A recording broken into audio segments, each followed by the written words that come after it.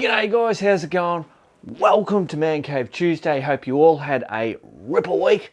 What do we got going on in this video? The bloody trailer is practically finished. Do a bit of knot tying, give you a bit of a look at setting up Pete's helmet with a handycam thing. Not a handycam, a Sony action camera. And of course here in Victoria, we are in a bloody 5-day lockdown. So what happens when lockdown happens? Bones comes back. Of course, we check out what Nay's up to in the woodshop, and we've got some BB news at the end. Righto, let's check out this new trailer.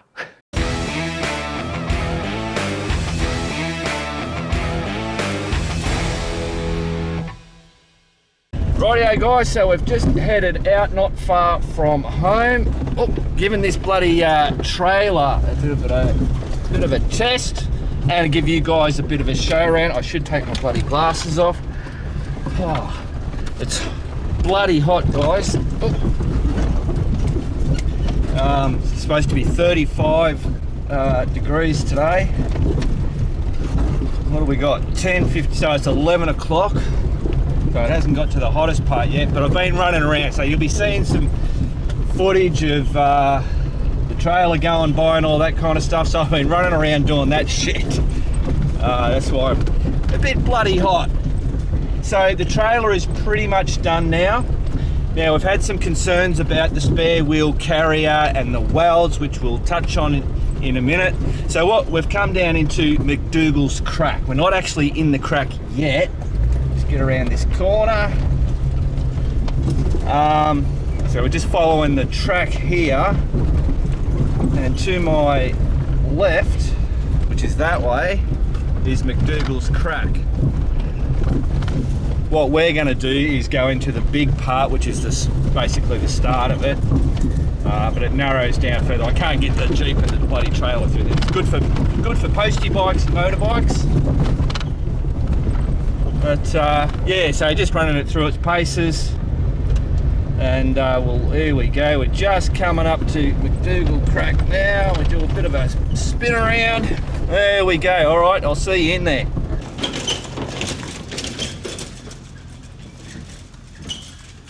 Rightio guys, so now for some of the new guys that have bloody got on, that is a 1999 Jeep Cherokee Sports Edition, I don't know, whatever. I bought it secondhand, I don't know, years ago now. It was basically stock, and I've just converted it or just modified it to be a support vehicle for when we do ramble rides, which is motorbikes, doing adventure riding, dual sport riding, that kind of stuff. The trailer is just a 6x4 garden trailer, a well-made one. It's over 10 years old. And I converted that also to do the as a support trailer, and it's done that since 2014. It's been going around bush tracks and all that kind of stuff.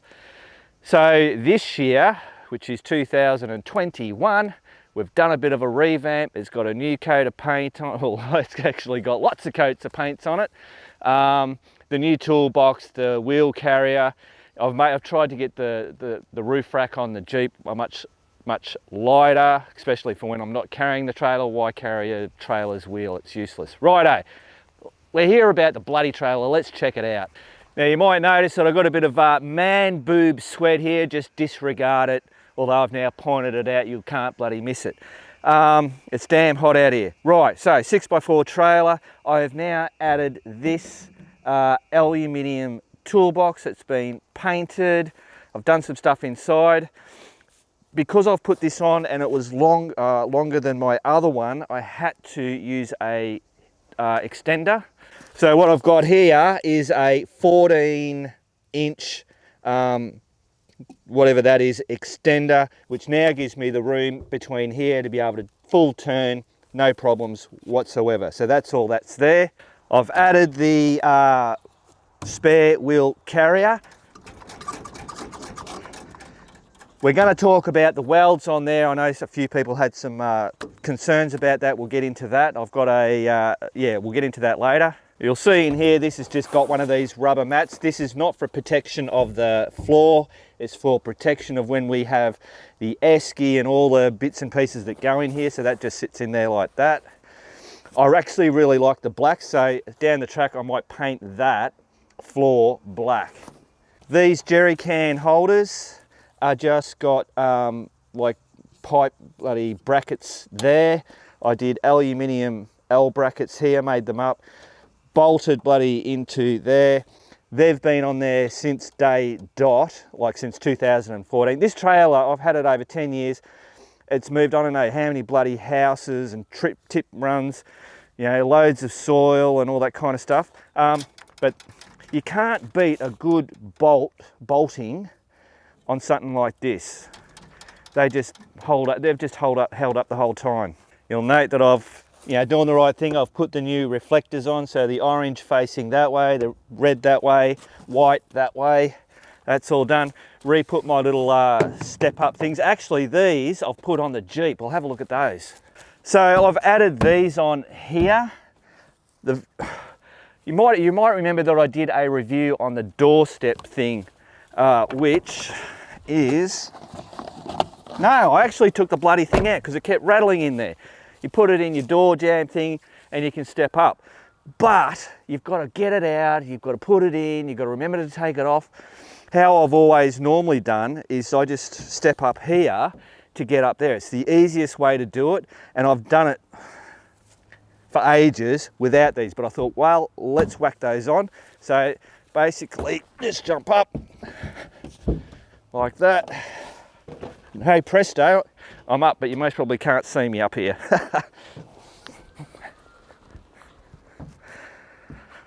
But that should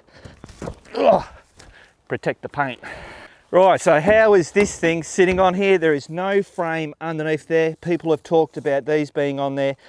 The vibration cracking the aluminium welds, because these boxes don't have any framework in them. They're just that thin weld through there. We're just going to see how it goes. So this is bolted through the back. So you'll see the 2 bolts there and over there, which are the original bolts for my other smaller toolbox that I had on there. Worked well. And then down here, I just bloody welded those on, put a bolt through, got silicone. Hopefully I don't get water in through these holes. Obviously lockable. I made a modification because this is so down low. Normally on the back of the ute, these will be up higher, and this only kind of like open to there. So I've made it go higher so that I can get in close and, you know, get this stuff out. All that kind of bullshit and the extra stuff that's going to go in here, without having to kind of like, I don't know if you can see me, bend and go under. That was the whole idea. I've lined the inside of this with the same stuff that I got in the back, and that's just for the stuff that's in there when it, you know, things are going to bounce around, and it just soft on hard. I think it just works better. Righto. So if you've been watching, you'll know that I had water get into this thing. We found out that it was through here. So I still have to, I siliconed it all up, but then when I painted this, I had to get rid of it all.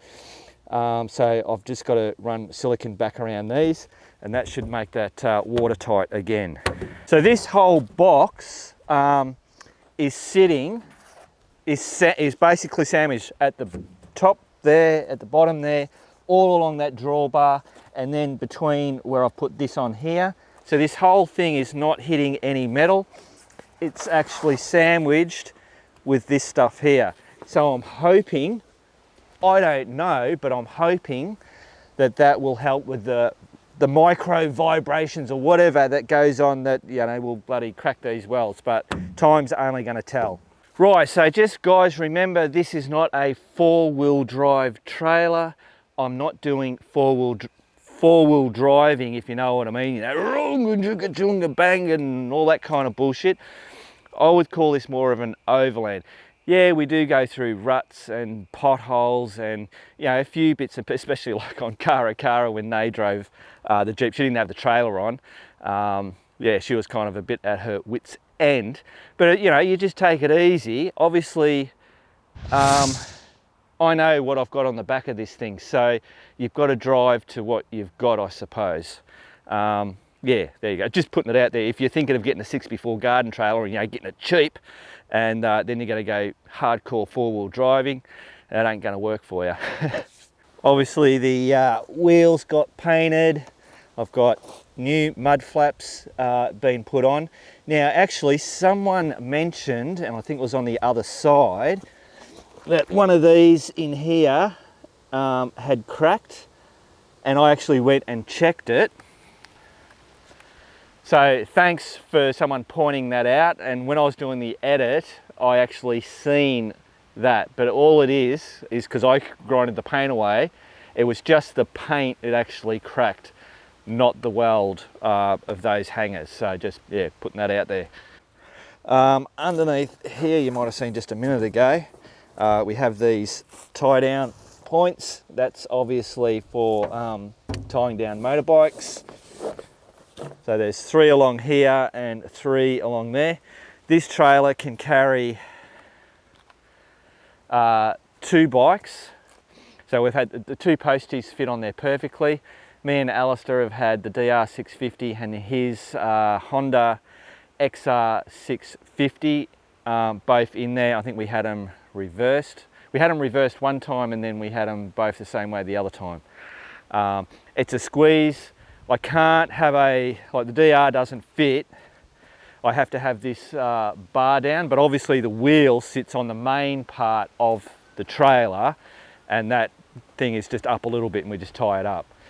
So that's important for when we're doing the rambles. Obviously, if something breaks down, we can always, you know, carry a bike out if we have to. Rightio, let's talk about the elephant in the room, and that is the spare wheel tyre carrier. So let's have a look around here. Quite a few people were concerned, and obviously the people that were concerned were welding people. As you can see, so this metal here is only thin. But they reckon, you know, calling it cocky shit, it actually has done a good, it looks shit, but it is on there hard. I'm not an expert or a professional, that's in my thought. Now, obviously going on, I'm smart enough to know that I think this is safe, but I'm smart enough to know that I'm not smart enough, if you know what I mean. So there's been, you know, a few people mentioning it, and so I'm going, right, okay, I'm going to create a cage around this as a backup. It's not going to pay any effect on how this is mounted. It's if those welds do break or crack or come loose and this tyre wants to come away, the cage is then going to hold it there. Now, let me show you how this is actually, so what we've got is this is welded all around there. It's also fully welded underneath. Obviously I have the bar along here, which this wheel is, I'm thinking it's about half and half carrying this spare tyre. It's only a little tyre. I also have a brace, oh shit, I can't see. I also have this thing that braces all the way up and is welded on there, which all it's doing is giving stability to the side of this thing so you don't get that, you know, this bloody wanting to bow out all the time. Because like you can't see everything. Oh, you might be able to see through there. If you can see, there's a bit of weld. See, just on that support bit and then the lip of this, I did weld that there. But when I welded that, all the rigidity was taken, it was rigid. So when I was trying to put this tyre on, because I'm sharing the balance between that bottom one and the top, I couldn't actually get the tyre on. There was no, I needed a little, I didn't have it spot on, if you know what I mean. I had to move back just a little bit to be able to get this tyre on. So what I did was I grabbed a hammer and I belted the absolute shit. So from on that part that comes out, so on this part there, I grabbed a hammer and belted upwards. And I mean, I belted the shit out of it just to try and get it just to bend a little bit. So all that force was going on those welds and they didn't do anything. Now I understand there's vibrations and just whacking something, there's two totally different things, but you know, that kind of like said to me, shit Mark, you've got this thing welded on pretty good. it broke just those 2 spot welds that I'd done on the seam, which then gave me that nice bit of leverage, and I've left it like that because now it works perfectly sharing that whole thing. So anyway, that's a long-winded thing.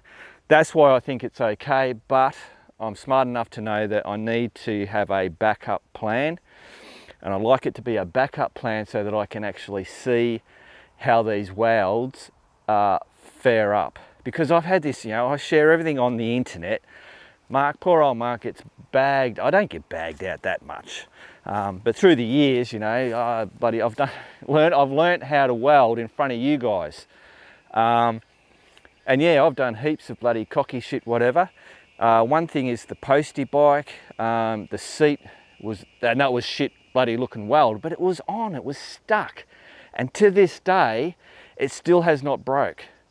Me and Alistair going on the bloody postie bikes, Rahun, me crashing in the bloody side of, I've gone up a bank, you know, crashing and all that kind of stuff, and those welds are still there. So, I mean, like I said, I'm not an expert, I don't know, I'm rambling now, but, you know, sometimes on people, when people see it on the video, it looks shit, but it actually has done a good solid, you know, melting those 2 metals to form a good thing. I think it just sometimes looks, but remember, I'm not an expert. Righto, shut up, Mark. Righto, guys, that's it, I think. Back to the man cave.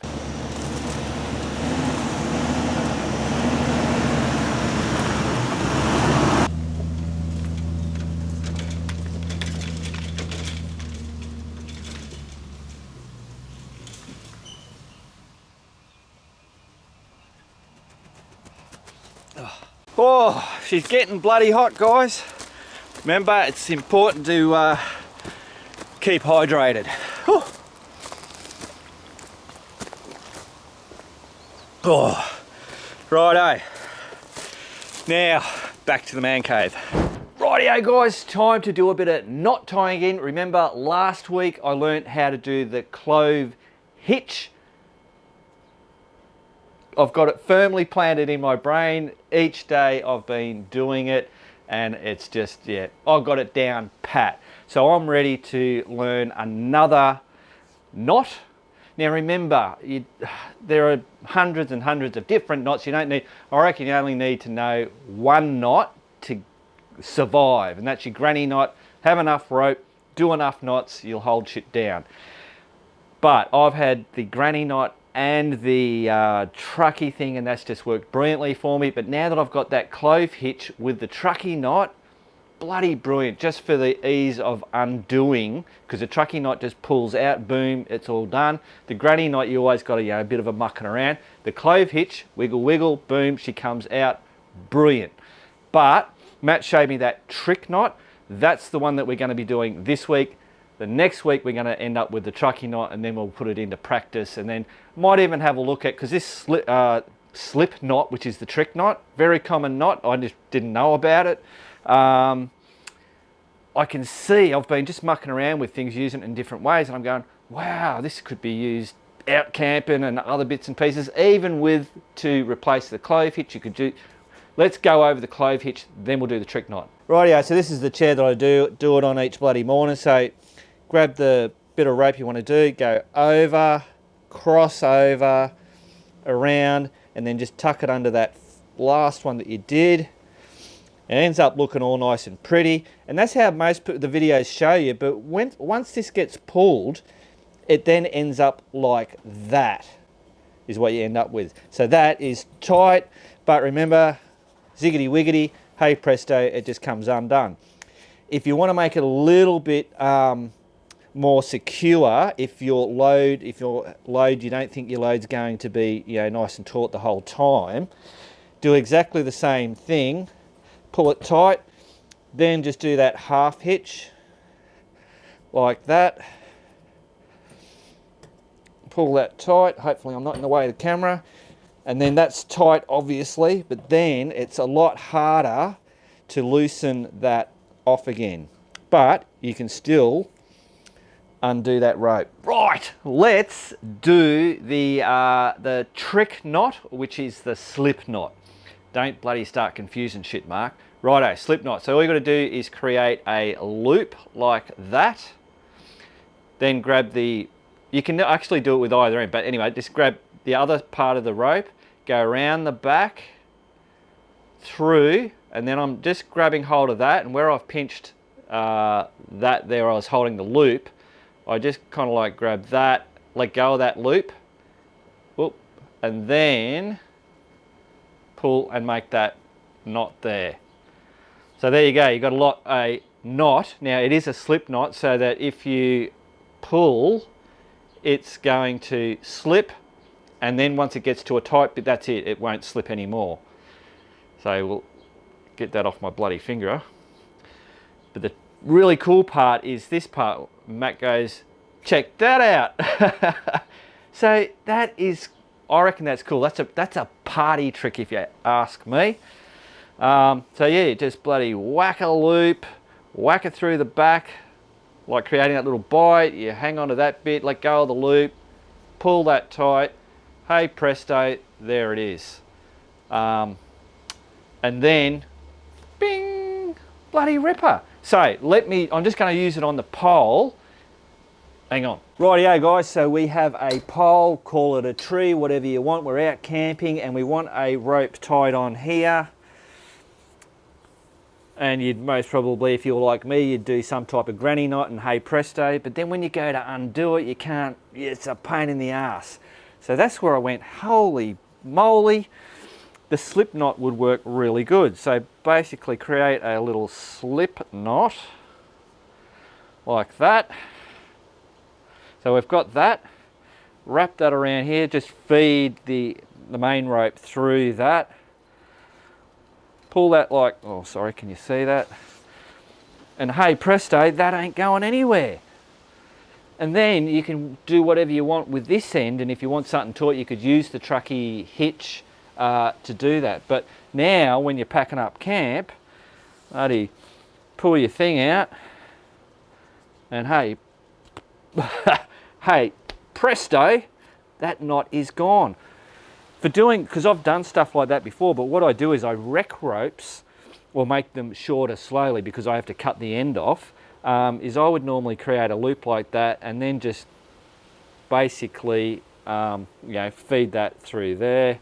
I think everybody knows how to do that, and just create that. Now that's not a slip knot, that's basically where it is.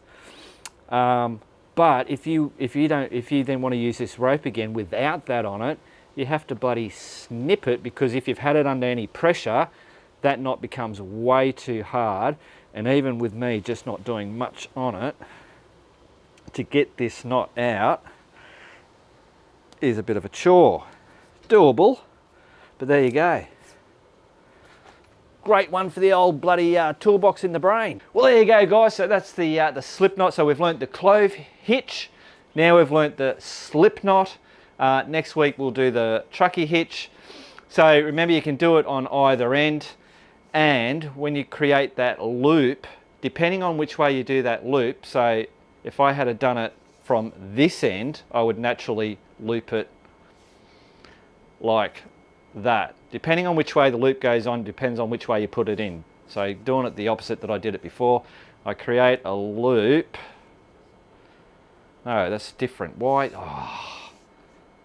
So I create a loop, create a loop like that, but I want this side to go in and be the short bit, so I feed it through the front.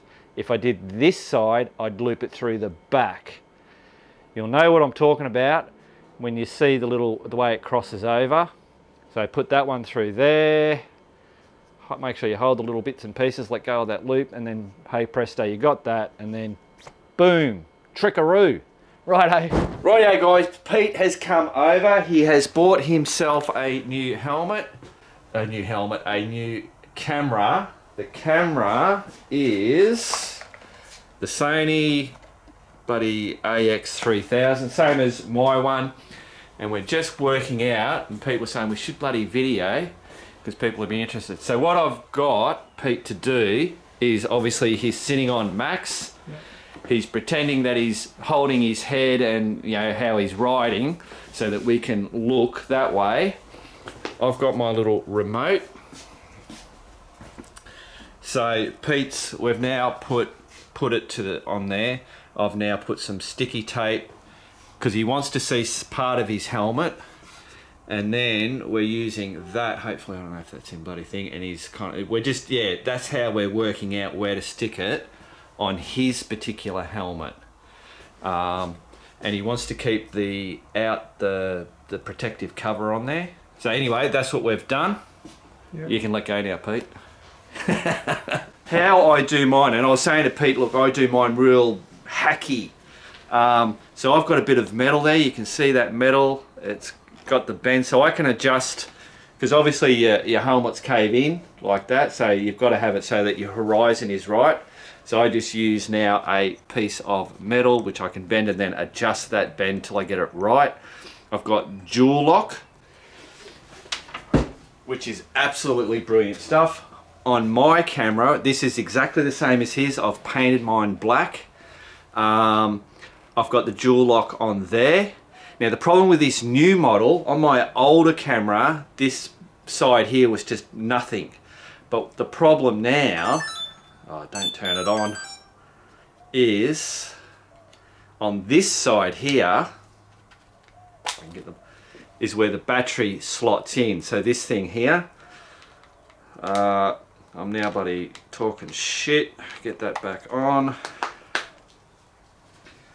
So when I go to whack this on my helmet, I just stick it on like that, push down, hey presto, I've done this before, it's on there. Obviously that then plugs in. I've drilled holes into the back panel so I can do this. But when I go to take this off, I have to unlock the little back door, pull it off, stop turning it on. That comes off, that gets left behind, so then I rip that off and put it back on. So, a bit of a hacky thing. I like running this without the cover. I don't know why. I like it to be, all my camera gear, I don't like to see it in any of the shots. Obviously when I've got a facing forward camera, you're gonna see it, but I don't want a big clunky thing on the side like a GoPro. Yeah, that's what I'm, is that? Yep. Pete? I agree. Yeah. But it'd be nice in my thoughts, just nice to have that in its own little plastic cover, I suppose. Keeps the dust and would look after it a lot better. Yeah, and I've gone through a camera, because as you're riding along you're getting the dust on that thing, and we all wipe the lens because it gets dusty. Well, what you're doing is, it's like sandpaper, fine sandpaper, but that's, say the lens on the camera eventually craps out, and that's why I had to upgrade. Yeah. And you can't change the lens on those cameras, but on this you can at least go out and buy, like from wiping this, you can go and buy a new whole housing. I don't know whether if you can get that part there. Yeah. Plus it makes it more waterproof. We still have to drill a hole through this case and through that cover. Yep. For you to have your microphone go in. Yeah, but like you say, if it was raining, it's not as if there's water going to be getting in the back of it anyway. No, so. And even mine, it has to be really, where did it go? I used to run, see on here, that's where the microphone is. I've got furry stuff on there. I used to have just tape over the top of that. And then that's the hole that I've drilled into. So your choices are, if you've got a mic in your helmet, you either don't drill a hole and you've got to ride with that open, or you drill a hole, and I'll stop turning the bloody camera on, you drill a hole like that. And once your cable, this here, once your cable goes in, it kind of, it fills that hole up anyway. So water's really, especially that it's at the back, it's not going to get in there. But because I use this sometimes when I do the walks, and I put this on a pole, instead of having the big bloody camera, I had to put that, I had to take the tape off that and put this furry stuff on, so that I didn't have, I could use this microphone. Yeah. So just giving you guys a look, there's the plastic cover that it goes in. just in the back, just slots in there. It closes up like that, so it just protects the camera. Righto guys, so we have worked out basically where we're going with the bloody position of the the camera.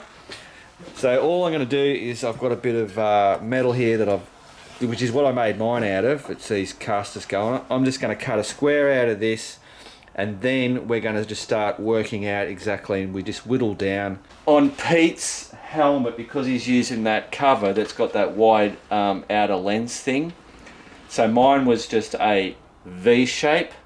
On his we might have to go a straight, come out a little bit, then a down, just to give that camera out a little bit, if you know what I'm talking about. So we're going to have it like that. So that's what we've got to play with. Okay, yeah, so Mark's just cut a piece of, what do you call this stuff? Jewel lock. Jewel lock.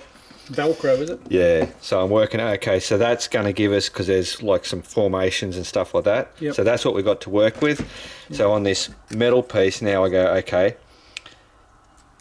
anything other, past that. So this is not necessary, so I can cut all the way down there. Yep. So that's going to sit on there like that.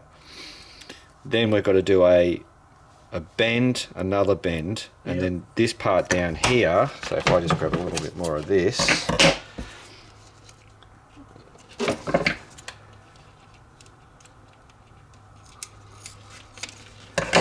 Cut that part there will be the attaching part on the helmet. Yep. Yeah, and then the part there is going to be the extending out from the helmet. Okay. So that piece should work. All I've got to do is cut that there, and we should be right.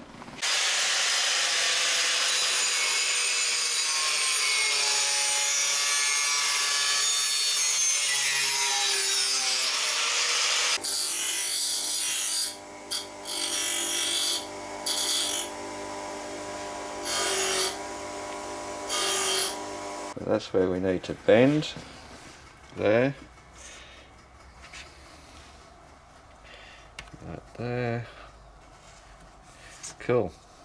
So basically this is, I'm just doing this on the run. We might end up putting this there and it doesn't work, and then we go back to do it again. Okay. Yeah, I'm not measuring or anything, I'm just winging it.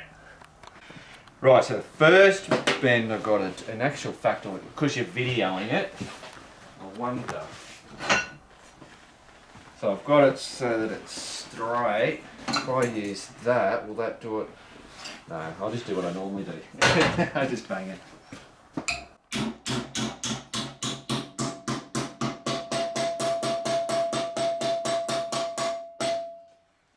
So,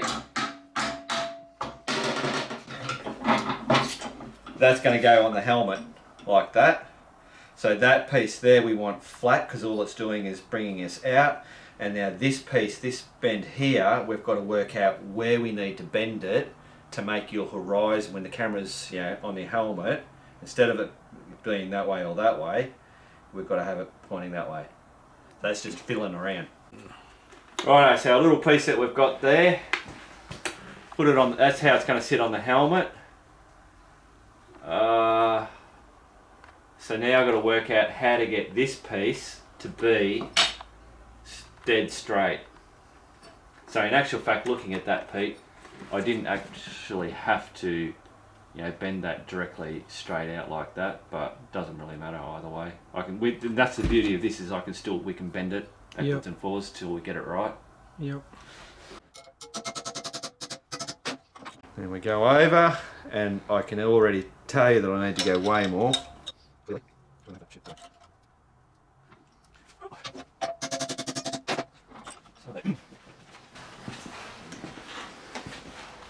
Obviously, we've got to keep going a whole heap. Yep. Yeah, cool. We'll just keep banging it till we get it. Yep. Righto guys, so that's what we've got the bend. I've put some double-sided tape on that, which is going to stick straight onto the helmet. And in between there is the jewel lock. So jewel lock on this and this. They butt together. I can't pull them apart because I've just done it. You can see Yep. So now we've got to work out that angle, and that angle there is already pretty much worked out, but once we stick it, we'll be able to, with the bending, fine tune it. Bless you.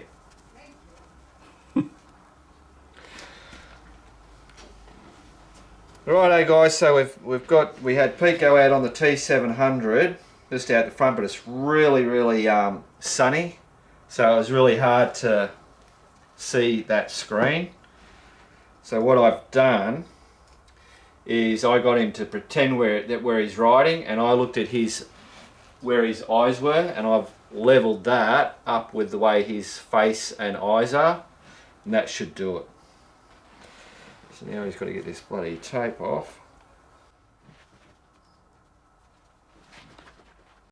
This is where we need nail in our fingernails. Want to come and take this off?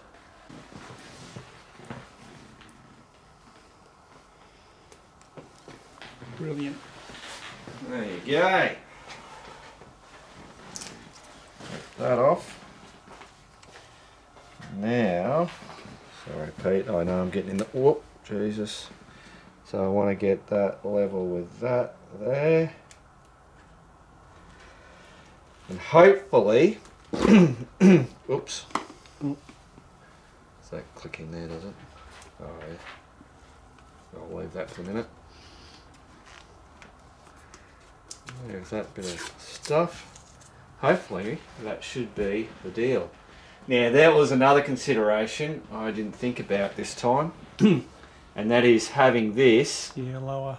No, up higher, so that when you sit your helmet down, Yeah. is it touching it? Yeah, probably is. Yeah. Yeah, that's a real way off, isn't it? Hmm. Way off. So I reckon, yeah. Alright, we'll see how we go.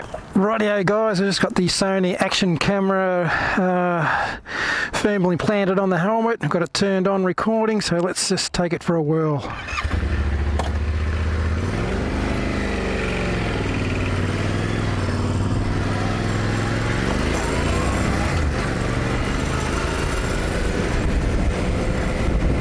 Yeah, so we've spent the last 4 or 5 hours with Mark installing this camera, and we're just taking it for a bit of a test.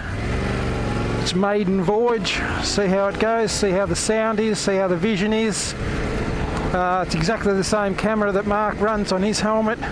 It's the Sony FDR X3000, something like that it is.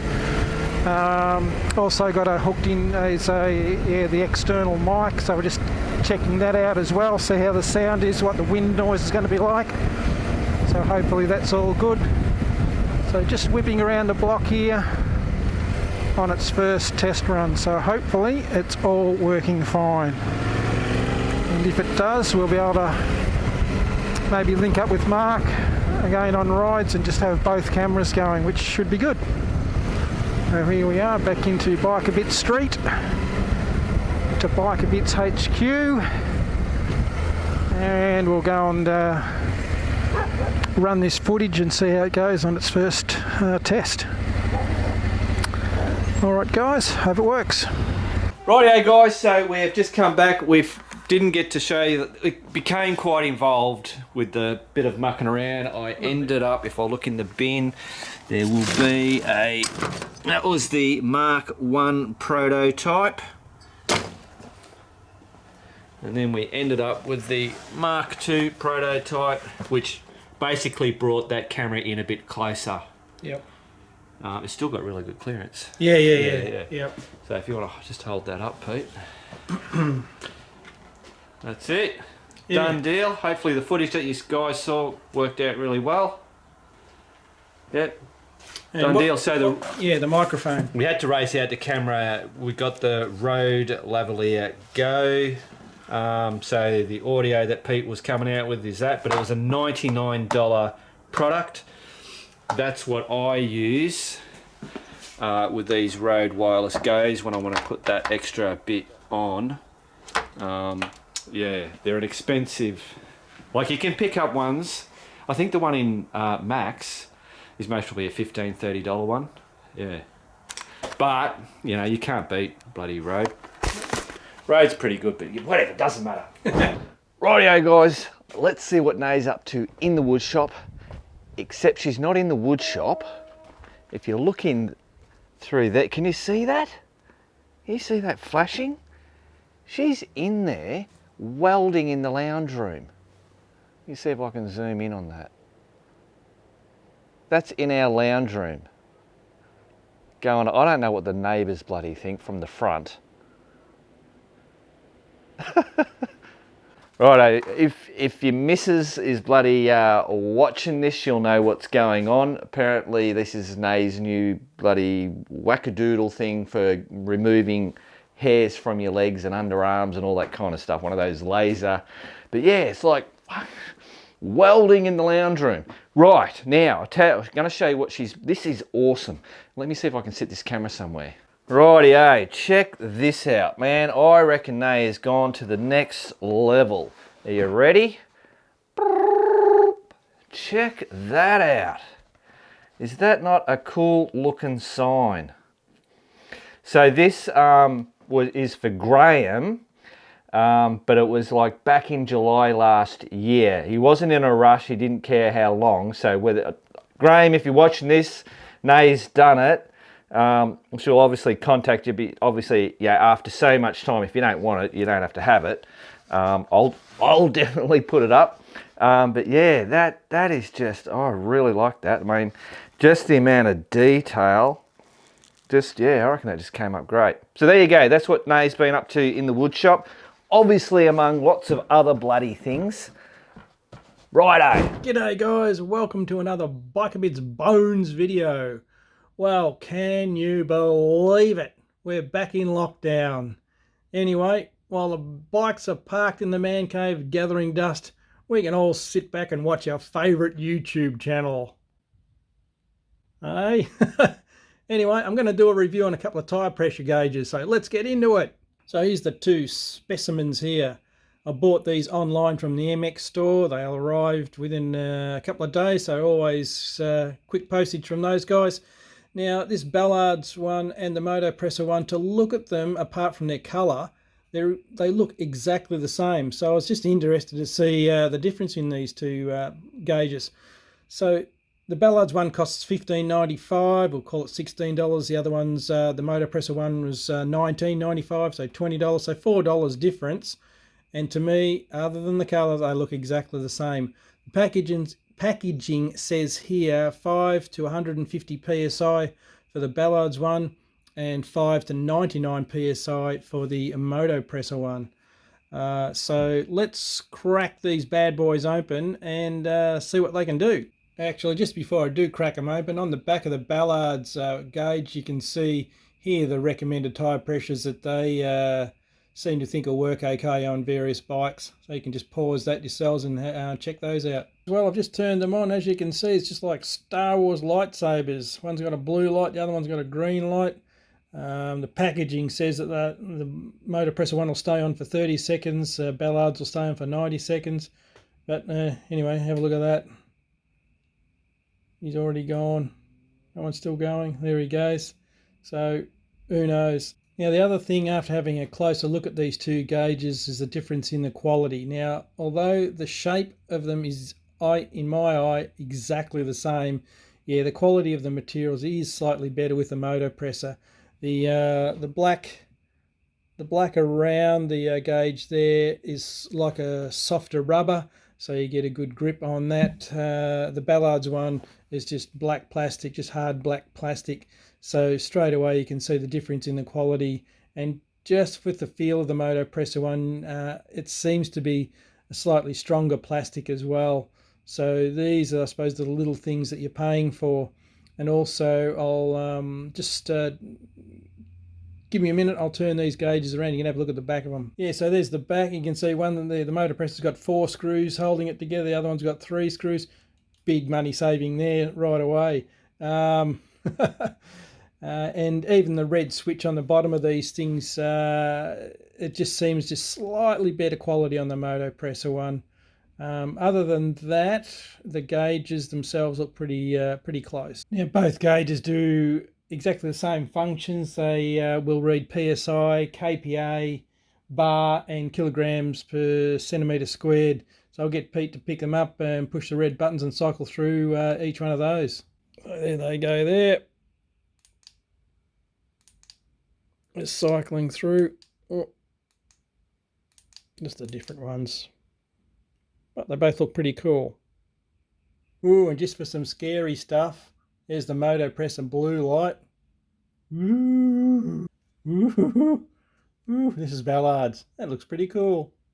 Okay, we're just down here on the wheel. I'll just grab each tire pressure gauge and just see what they read. They should read the same, I think. So yeah, let's give it a whirl. Okay, Pete, can you give me a hand? Rightio, there's the hand. So we just turn on the green Ballard's tire pressure gauge. Just pop it on there. That's reading 29 psi. Simple as that.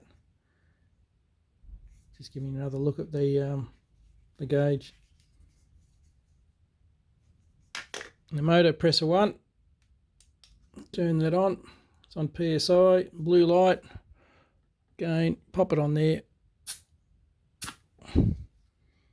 That's saying 29 as well. So very, very similar. Anyway, for $4 more, the Moto Presser 1, is it really worth it? Well, it's up to you. Like I say, just slightly better quality. Just want to say a big shout out to Mark Holmes, one of the crew members. Recently, or a few weeks ago, he broke his ankle, so he's going to be out of action for at least 6 months. Look, he's got his own channel. It's Holmes' Adventure Cooking. Great channel. Learn lots about cooking on the motorcycles and adventure cooking, all that sort of thing. So check it out.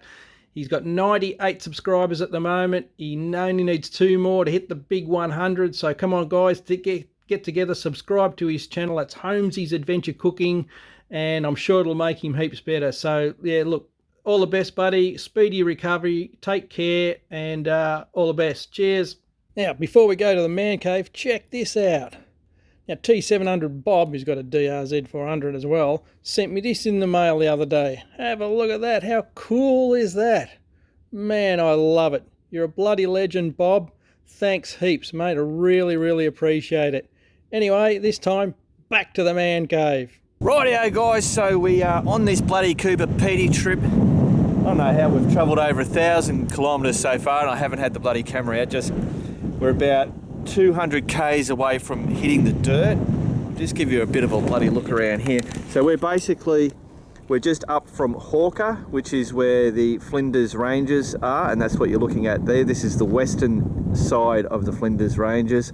All the good stuff's on the other side, the Penny a pound and the gorges and all that stuff. But we've opted for this quick route. We're coming up here. So you might be able to see some kangaroos, little bastards. We've seen plenty of them. Buggers over there waiting to jump out on the road. So what are we doing? We're heading up to some bloody thing here, then Lee Creek, Lyndhurst, and then Maree is what we want to get to. Today's going to be 39 degrees. It's already hot now, but we got a long way. This morning we left just on daybreak, which is about 7 o'clock. So we did really good there. All right, anybody for some kangaroo, camel or emu on your plate? Apparently there's a restaurant up ahead. Oh, there's that name, Parachilna. How we going, babes? Good, it's getting hot. Yes, absolutely. Yes, it's certainly getting warm now. Rightio, guys, we will see you further on. Rightio, guys, it's now time for BB News and Shit. Got my helmet on. It's early in the morning on Tuesday. I'm rushing. No time to have a shower. I've got crazy hair, so I'm hoping the helmet's going to settle it down. Might be able to take the bloody thing off. Right. First thing in news, Mark breaks a motorcycle. I've broken a bloody motorcycle, but I reckon I can fix it with super glue. I'm pumping this. And the bloody model that Pete made, this army thing up here, you can see that. All this, it came crashing down and I bloody broke it. So next week, hopefully I'll have a shot at fixing it with super glue. Rightio, so next we've got Liam, who is a crew member, and they've come over from Tasmania. There they are there. So they've come over and they've done Pride Rock. They've got that. This is their Hilux. Hey, that's a bloody rig and a half, isn't it? Look at that. That's actually out at Krusty Demon Pit. So there they are. They've found the Krusty Demon Pit stash. And they also got the shack. Bloody good on yous. Right, so now we've got to do out and about photos. I might take this helmet. We'll see if my hair's a little bit bloody better. Last week I buggered up and how's that look? It's still crazy, whatever. There was hidden ones, so there's going to be quite a lot. Going to have to rush through them, but let's get into it. Rightio. So first one we got here is Daniel Trail, and it's West Coast, New Zealand. Me and Mrs. recently had a 3-day weekend off together, so we headed west on the Mean Streak. After work on Friday, we headed up to Lake Pearson to stay some 2 hours away, managing to get set up and cook some tea before dark. There's the setup. Hey, look at that. That's not a bad bloody starry night. It was a cold night, 4 degrees, summer, but the winter inner on our Lanshan 2 tent did a great job of, I'll have to check that bloody tent out, keeping the heat in. We packed up in the morning, headed to our destination for the weekend, Hokitika. We headed for the treetop walk there and got some stunning views around the area. Look at that. Now that's pretty bloody cool, isn't it? Entry to treetop walk. After we headed into town and had a look around the local Driftwood Festival. Oh, look at that. The bloody penguin. Oh, what the devil's going on there? Oh, look at that. It's like a monkey with a erect penis. Nice photo. We then made camp, settled in for the night. Next day we were greeted fantastic weather, making the trip up the coast was amazing. Some of the best views and twisty roads we have ever ridden in a long time. Hey, look at that. Man, that's awesome. Cool bananas. Then took us knackered upon returning to the tent. The next morning we packed up, headed 4 hours home, stopping only for a scone and some shade as the sun out in full force. We were already planning our next trip back. Daniel. Bloody ripper, guys. Righto, next one. Cache, maintenance and touring. Russell. I reckon I missed this one last week. Took a ride to Carnargo, New South Wales from home in Murchison, Victoria to do some cache maintenance on one of my caches. Caching, whatever you want to call it, and decided to find some other caches and get my 500th cache find and test my new Barrett racks and soft panniers. The wind was bloody nightmare, gusting up to 80 kilometres. I found out that night on one left-hand sweeper, I was leaning to the right. It was that windy. Cool. The legend lives on, Carnargo. From Carnargo, went down to Denny and cut across to Barham and stayed the night there, caching all the way. Nerd. Hey, look at that bike. Then today I went to Pyramid Hill and found an earth cache there and climbed the hill. That bloody near killed me. Next time I will leave the jacket on the bike. I had a great time on the Tenere and will have to make this a habit. Fantastic. Rightio, morning ride out to Red Bank via Castlemaine Diggings and Pedy Ranges State Park. This is Des, and he's on the old V-Strom. Man, check those. That photo there, man, that is, hello, professional. There we go. Little bloody road junction, Talbot, Carisbrook. That's all round close this way. Stockon Road. Cool photos. Oh, look at that. Avoca's famous Pyrenees pies. And what's that one? The Shamrock and Thistle. Good on you, Des. Righto, we got Dave, ride to Sugarloaf Reservoir on the new DR650. Hello, hello, hello, have a look at that. Picked up my new DR650 today and went for a ride out to Sugarloaf Reservoir. She's just ticked over 100 kilometres. Better try for a couple hundred more tomorrow. Cheers, Dave. Look at that magical beast. Look at it. That's bloody, that's just, yeah, I don't know. Makes me cry. Cry? Makes me cry? What? Makes me tingle on the inside. That is a bike that will take you anywhere. It will go day and night, and it's also a blank canvas to build whatever motorbike you want. Righto, shut up, Mark. Rightio, we've got Todd, Mount Gambier. Hi guys, my first decent ride back since being off the bikes for almost 2 years from a broken wrist. I jumped on the KTM 1290 Super Dupe GT with a couple of mates and rode from Melbourne to Mount Gambier, South Australia. One day there and back the next, all via the Great Ocean Road. We picked one of the coldest, windiest, wettest summer weekends we have had, but I loved every minute of it. Cheers. There's the old Great Ocean Road. That's the start of it. The sky didn't stay blue for long yet. So that's the Blue Lake at Mount Gambier. Me and Nay have actually, we've done this ride on Harry. And yeah, that's really cool when you get it on the days where it's that real bloody ripper blue. What is left of the 12 apostles, yep, they're slowly disappearing. Hey, look at that. All the bikes, the machines. Good on you, Todd. Rightio, so we've got Aussie Bob blowing out the cobwebs.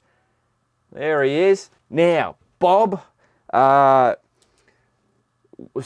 the forum, what happens is when people post, and if they do really large, like the original size photos on their phones, and they upload it, or they do multiple ones, it goes over a limit. I don't know what the bloody limit is, and what it does is it doesn't make it public. It has to be administered or approved by me, and of course sometimes I forget to look to see if there's hidden ones and whatever. It doesn't tell me, like, doesn't slap me across the face and say, Mark, there's some hidden ones there you've got to do some work on. All I've got to do is press a button and go approve.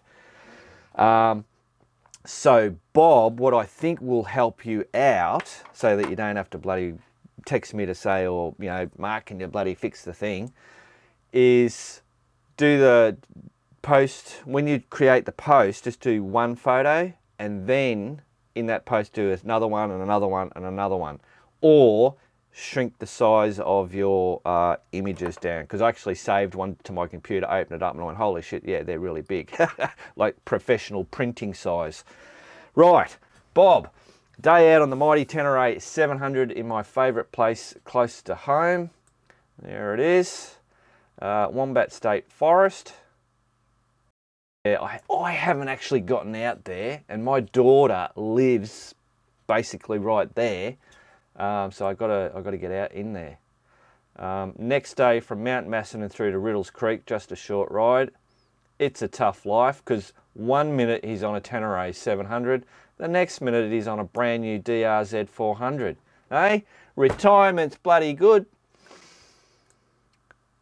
Booyah. Good on you, Bob. Rightio, day ride with some crocodile spotting on the Proserpine River, North Queensland. This is Adam. I reckon this is another one I bloody missed. There we go, look at that. Right on the river, that's not a bad place to sit, is it?